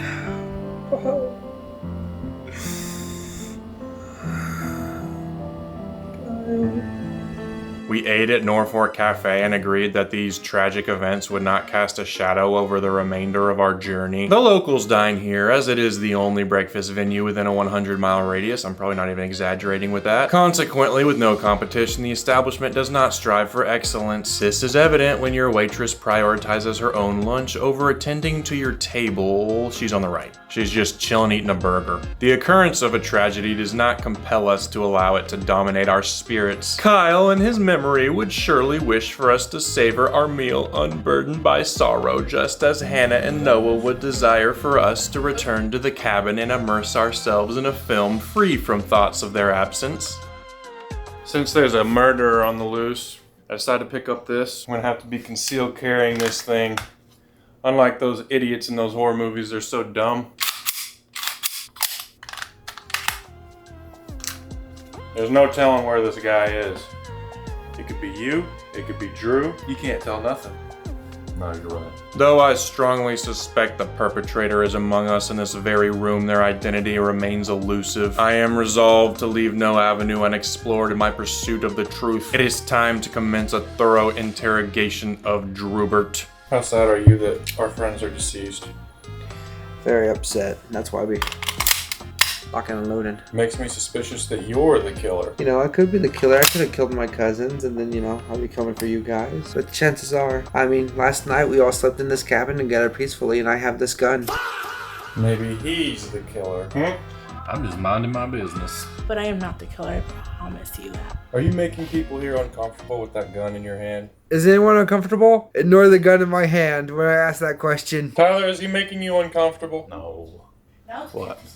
We elected to dine at Letty's as the culinary offerings at Norfork Cafe are complete garbage, marked by their reliance on Folger's coffee and an inexcusable 90-minute delay for service, with the proprietor, Dave, comporting himself like a petulant 9-year-old girl in the throes of a tantrum. By contrast, Letty's affords a markedly superior dining experience, despite Letty herself having relocated to California years ago. As we dine at Letty's, an oppressive sense of foreboding grips me, a chilling conviction that Grant's elusive accomplice, the unknown assailant responsible for the tragic deaths of Kyle, Noah, and Hannah, is seated among us at this very table. The bar was set real low this morning, so anything's gonna taste good.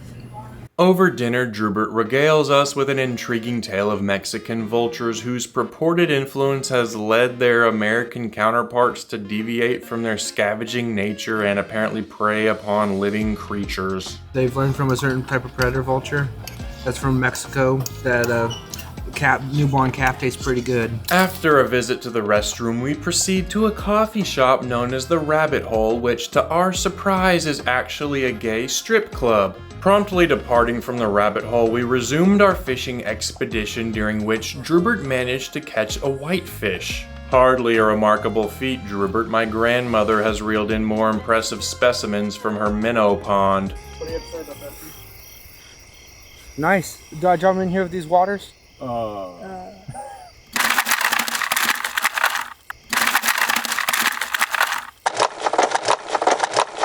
bud. You got it? Let me see. Oh, no. That's just the current right there next to the rock. Yeah, babe, sometimes it can get confusing. When you feel, babe, just live by this rule. You feel the bump, set the hook. Even if it's a rock, guess what? I'll deal with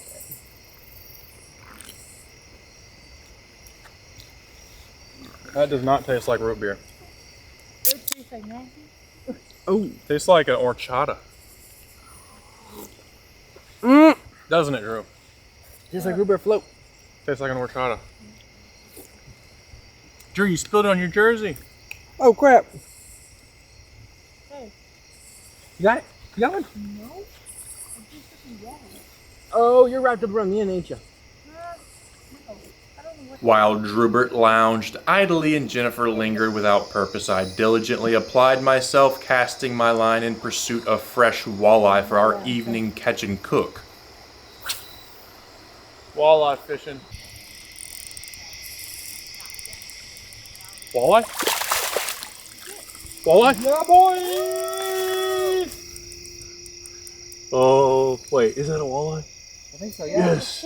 Yes. Yeah, boy! Shh, Drew, shut up. You got this? Yeah, I already got it.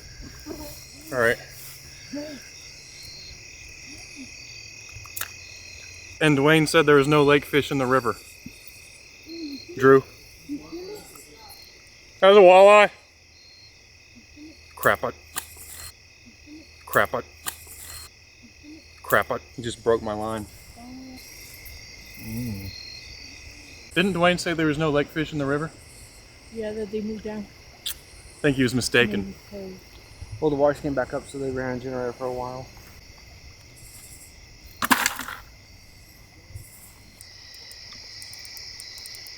You recording? Yeah.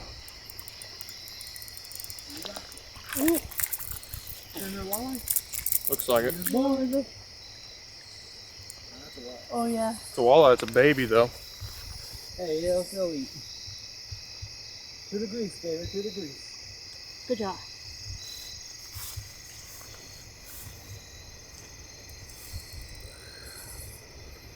No, grab it.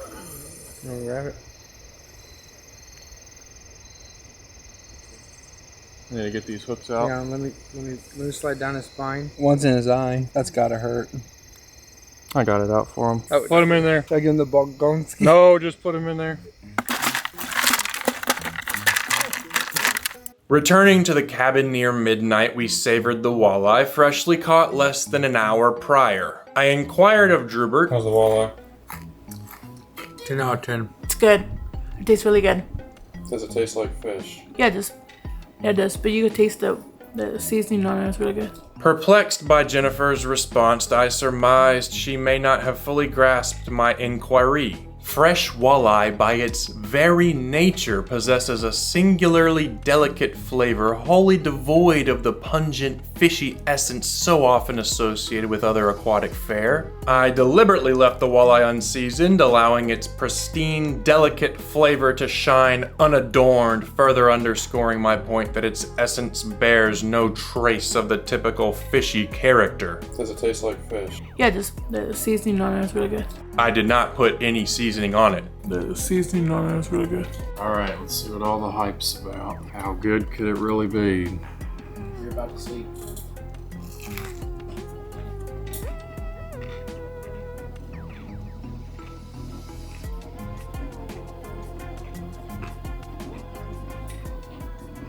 You know, if you'd have blindfolded me and told me that was fish, I probably wouldn't have believed you. What do you think it was? I don't know, mystery meat look good. Like, that's the best tasting thing ever. Yeah. Better, doesn't it? That's what I said when the paddlefish was caught. It was fried up. It tasted like chicken nuggets. Wendy's chicken nuggets. What's better, walleye or paddlefish? Walleye or paddlefish? Have we finally converted you to the walleye clan? I'm afraid you have. Why? Less fishy. You officially say that walleye is better than paddlefish? Oh, hands down. Drew? How's that walleye? 10 out of 10. Better than paddlefish? I've never had paddlefish. Like, I think people are complete idiots who throw back walleye when they're legal size. There ain't nothing better than walleye. There just ain't. First time I saw it was at Uncle Gene's. I was sitting there and he goes, I put that on everything. I look at Uncle Gene, he goes, it's public TV, bub. They can say just about anything except for racial. I mean, last night we all slept in this cabin together peacefully, and I have this gun. Y'all don't. So. I don't want to die of carbon monoxide. You're gonna die anyway. I don't want to die today. You're gonna die today one day. What? Why are you doing that to the eggs? Tyler arose and graciously prepared us breakfast, setting a warm tone for the morning in the cabin. Don't you want them scrambled? No. Well, you don't want cheesy fried eggs. That's just an abomination. Or you've officially ruined the eggs. Tyler's breakfast surpassed the offerings of Dave's at Norfork Cafe by a wide margin. They're still gonna be better than Dave's. What? They're still gonna be better than Dave's.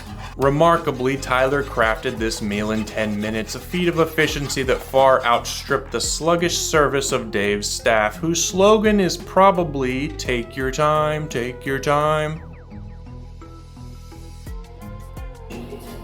Thank you. You're welcome. As I'm over here eating ice cream. You are now Dave. Who? You. I can do better than that. Following our morning repast, Drewbert, with his characteristic eccentricity, pours a bowl of SpaghettiOs, spanks them, stirs, and artfully arranges them atop a slice of bread. We are fixing to go to Dollar General for a second, then we're going bowling. Are you gonna win? It's anybody's game. I used to bowl in high school, so you know it's fun. Jennifer's appearance, adorned with a captain's hat and mirrored sunglasses, casts an increasingly suspicious air, her enigmatic demeanor heightening my scrutiny in the shadowed undercurrent of our gathering. One time we're not too far from our house, I wanted you and Mimi and all them come out and see me bowl. But my mom said it'd be a waste of their time since I was gonna be benched. Are you good? Decent.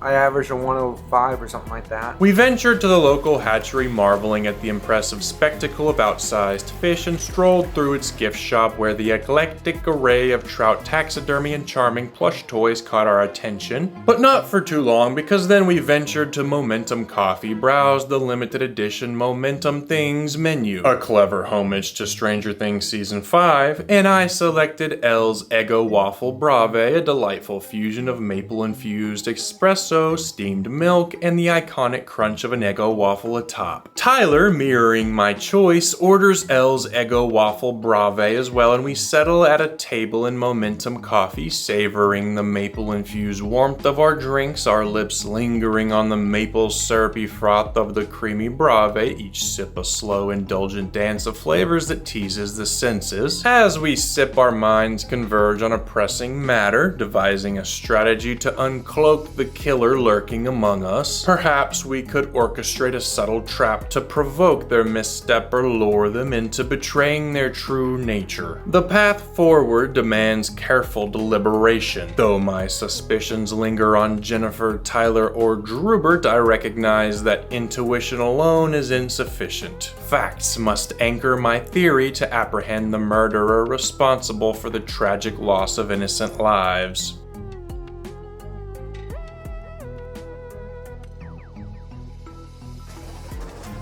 Chives commences with a commendable throw, however, Sweet Pea undermines his effort with her characteristic flair. Clark too delivers a gutter ball, perhaps in an attempt to captivate Sweet Pea. How does it feel to be garbage? Not good. I alone demonstrate true proficiency in this game, aiming directly for the leftmost pin and deftly securing a spare. Chives delivers yet another bad shot, ensuring that both he and Sweet Pea shall indeed find themselves relegated to the outdoors. Bad shots and we're sleeping outside. Can you recap? Bad shots and we're sleeping outside. That's it? Yeah. Recap, bad shots. You think you can beat David at bowling? Probably. Why? His fat butt probably couldn't even get up to the pins. How'd you do? Well, I got too big for my britches and I paid for it. I was humbled in the first game. So, Drewbert is in Fantasyland and he thinks that someone he knew was bowling an average 400. I don't really think I need to explain this, but it's impossible to bowl a 400. It was just bowling an average 400.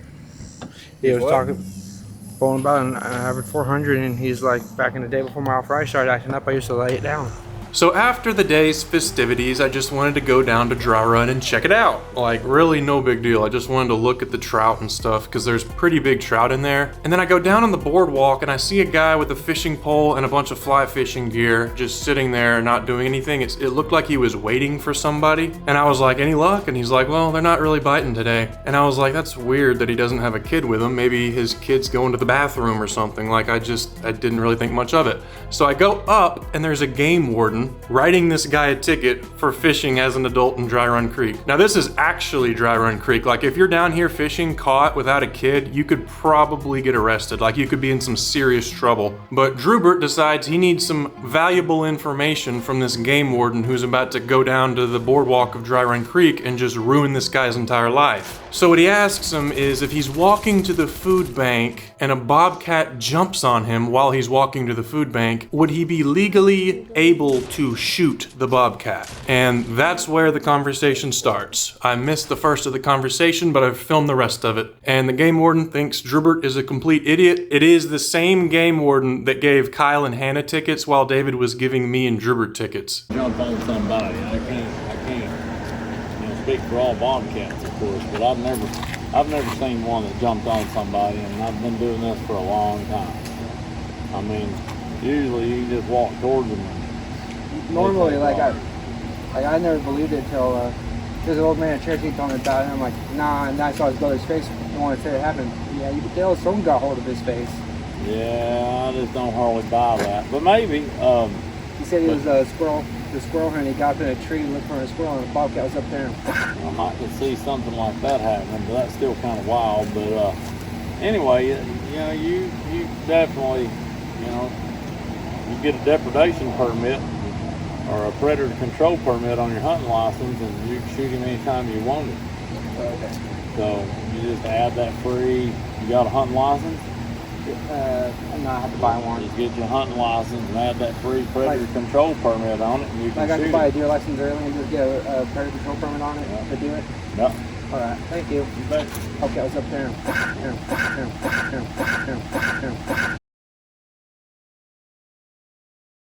Tyler, is he making you uncomfortable? No.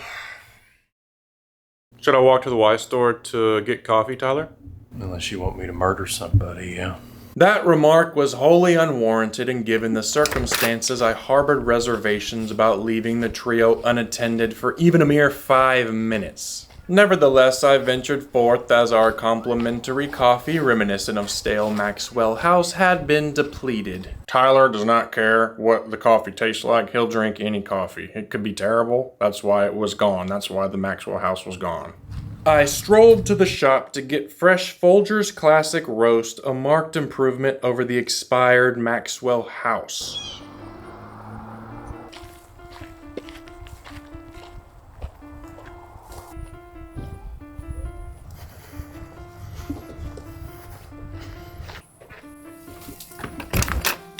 Hey, Drew. Hey, bro, what's up? Hello. Do you want to play a game? It's one of you two. What are you talking about? What's going on? I've been asleep. What the heck are you talking about? I just got up right now. I don't feel very good. I was knocked out. I had just been here knocked out waiting for that trucker to try something. Drew, come here. Okay. Oh, I lost my beauty sleep. Look at this. Hey, quit messing around. Hey, bro's over here with a bag on his head. Oh, why? Why? Drew, is this funny? You're clearly the killer, Drew. You had the gun. You were in here and I left and came back and now he's dead.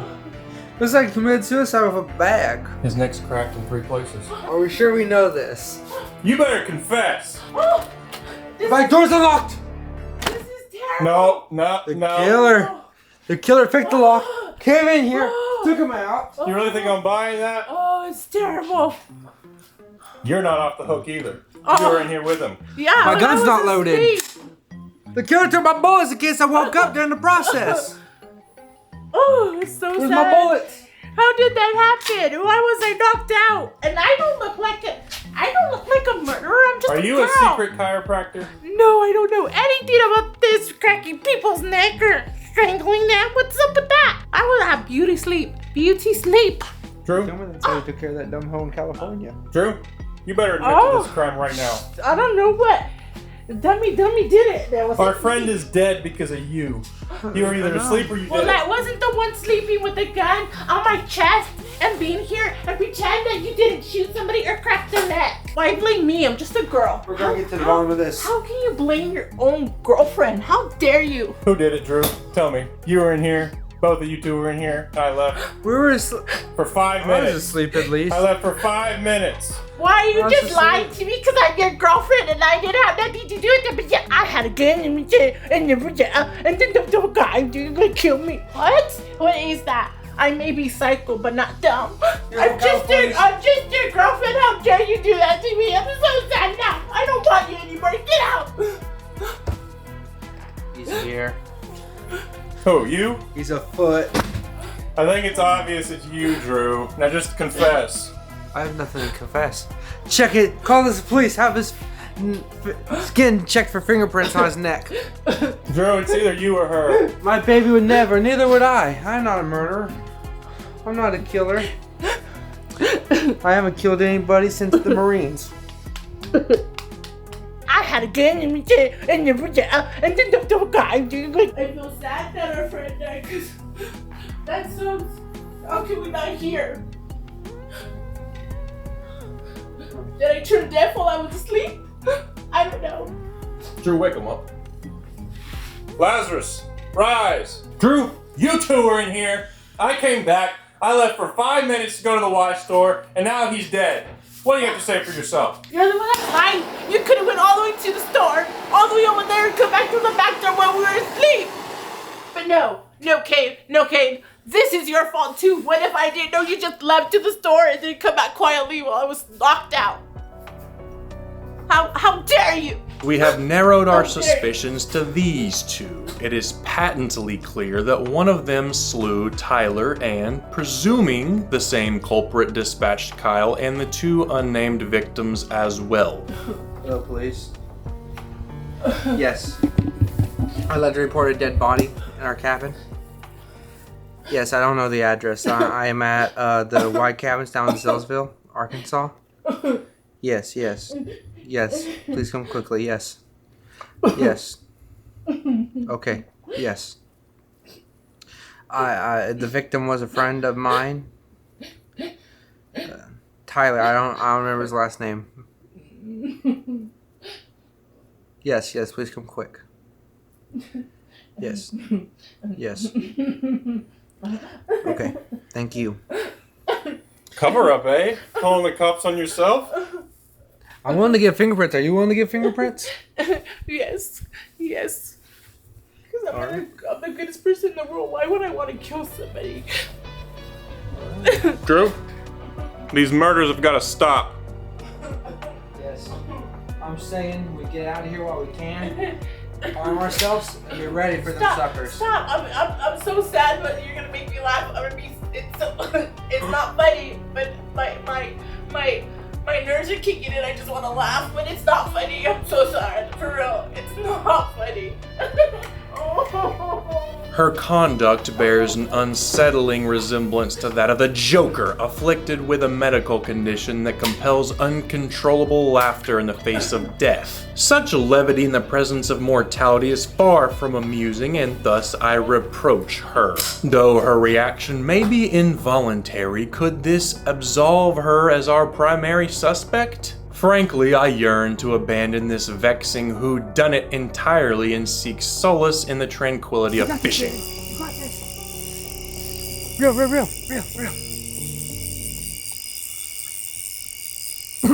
baby, real.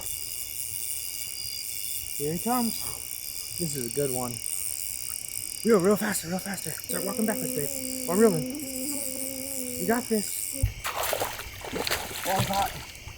Here, take it, babe. You recording? Take it. Yeah. Look at this. Oh! Yes! You can stop. Yeah, baby! Yeah, baby! Come on! Yeah, baby! Woo! Andrew, can you get the pliers? Woo! Yeah! Good job, baby! Yeah! Andrew, can you get the pliers? Get the pliers. Pliers, babe. Like how you froze in midair over the bank, never do that. Yeah, how you had it just hanging there? Never do that. That's how you lose them. 10 out of 10. Oi, no. It's okay, baby. He ain't gonna bite you. This ain't Jaws.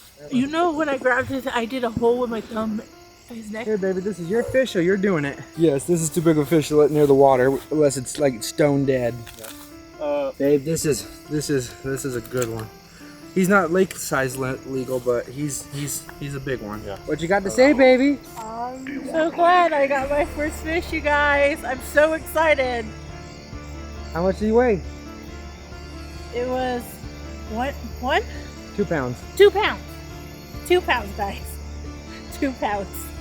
But it's awesome opportunity today. I feel so glad. But yes, I got my first fish, you guys. Yay! What is it? Ooh, a walleye. Yes. Yes, it's a huge walleye that I've seen. They go bigger, but that's the huge one. Thank you. I mean, this is a nice one for the river. It is. Alrighty, baby. Thank you.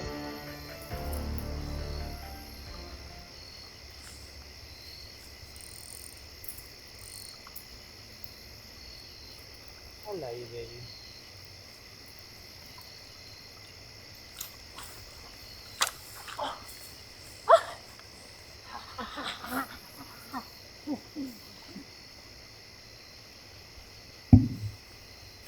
Drew!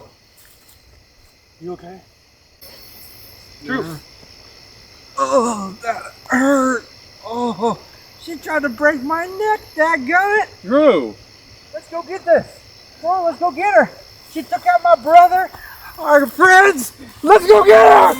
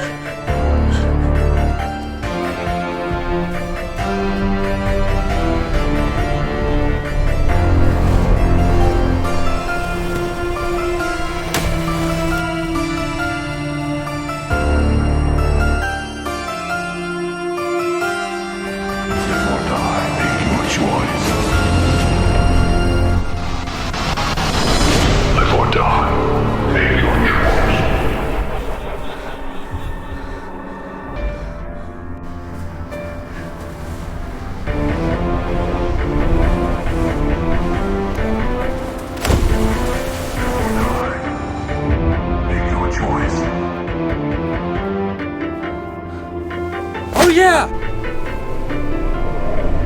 Oh yeah!